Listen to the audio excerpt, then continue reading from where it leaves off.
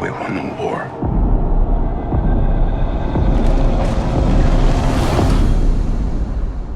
Help me go home. You're both stepping into characters from one of the greatest pieces of literature. What did you need to find in Christopher Nolan's script to make these characters feel personal and immediate for you guys to play, rather than just kind of mythical characters that we've heard about before? Well, I thought Chris is a phenomenal writer, and that gets overlooked sometimes because he's such a great director, but the script was incredible. I mean, the script was very, very easy to connect to, and I was thrilled when I read it because obviously it's a character who goes through a lot, but just the way he did the adaptation, I thought was just so perfect, and it was very clear what I felt very clear what we had to do. This is a household waiting for master. I want you to choose me. Ithaca's king is coming back. No, he's not.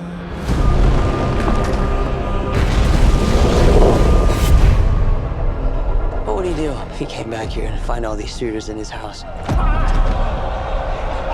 You're pining for a daddy you didn't even know. I think of all of his work, you know, this feels like the most human piece of work that he's done. It feels very relatable, even though it's an ancient piece of text. You know, the struggles that the protagonists are going through feel like things that we go through every day. You know, you might not be facing Cyclopses and Lystrigonians and stuff, but that yearning, that desire to find home, to find peace, loyalty amongst family and stuff like that, you know, is all super relatable. So when you're reading it, it does feel ancient. It does feel like a scale that is hard to imagine, but it is really emotionally relatable.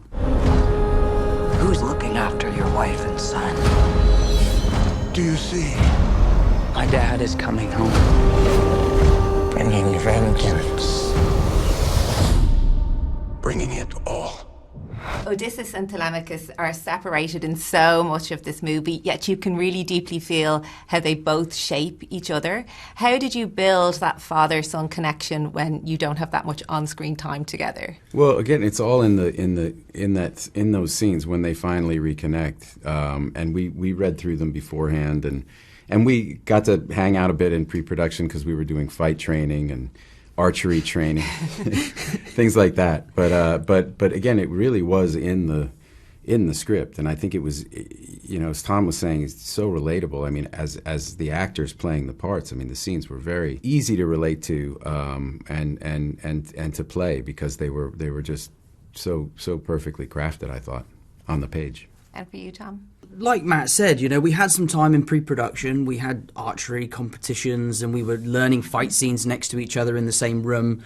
We did have a long session with Chris where we sat down and we kind of chatted about what he wanted us to try and achieve. And then I guess, like the characters that haven't actually had that much time to interact, it was quite similar on set, you know. So I guess that was just our jobs to try and find a way to create that connection over all of that distance. Let's go!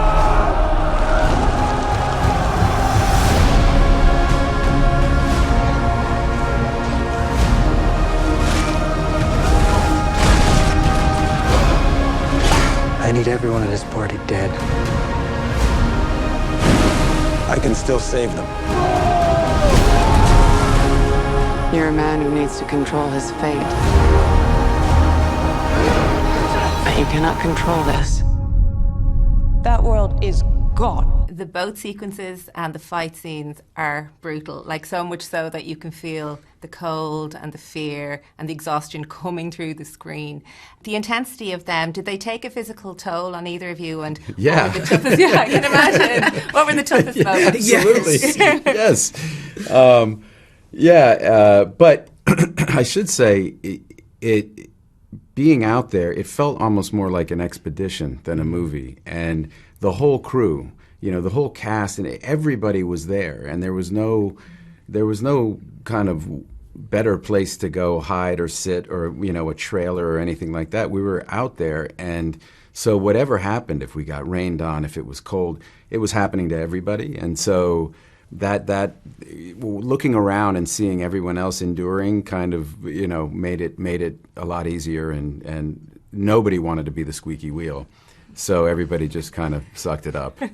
What was the toughest moment for you, Tom, would you say? I remember being in the hotel and watching all of these guys come back from days of work and just feeling dread of like what has happened to them, and then thinking like, wow, I work tomorrow, and having sleepless nights. It's like the second wave of the assault. Yeah, exactly. It's much worse. Yeah, I was like, oh my God. But I remember the fight scene I have on the cliff with Mentor was something that was really important to me because it's such an establishing moment for my character. And we rehearsed that fight scene, you know, every day for weeks and weeks leading up to shooting it. It was a very challenging location. It was, you know, breathtaking, and there was definitely a strong reason for us to be there. But climbing up the mountain that day, shooting that sequence, and then climbing back down was a labour of love for sure.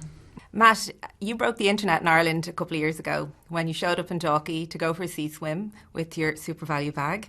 And I know you have Irish relatives in Ireland. What are your favourite memories of being in Ireland? Could you share some of them with me? I could sit here for hours and talk about it. No, really, because that place is so special for me, for my entire family. You know, that was where we locked down for COVID, and we could not have been more embraced. We could not love that place more. My daughter has said to me, you know, of all the places she's been around the world, she says that's the place she could go and live. Like it's just it was an amazing experience. And you were locked down there for COVID. That must have been incredible. It was incredible. I felt guilty because I knew how people were really struggling, and we just had we had a fairy tale, and no, we'll never forget it. Yeah. You're an honorary Irishman now. I hope so. Definitely. I hope so. I will take it. I will happily take it. And for you, Tom? For me, it would be watching John Bernthal experience Ireland for the entire summer. We shot there when I was 16, and he absolutely fell in love. Like, I love Ireland. I'm from there. I've got family there. We used to go there all the time as kids.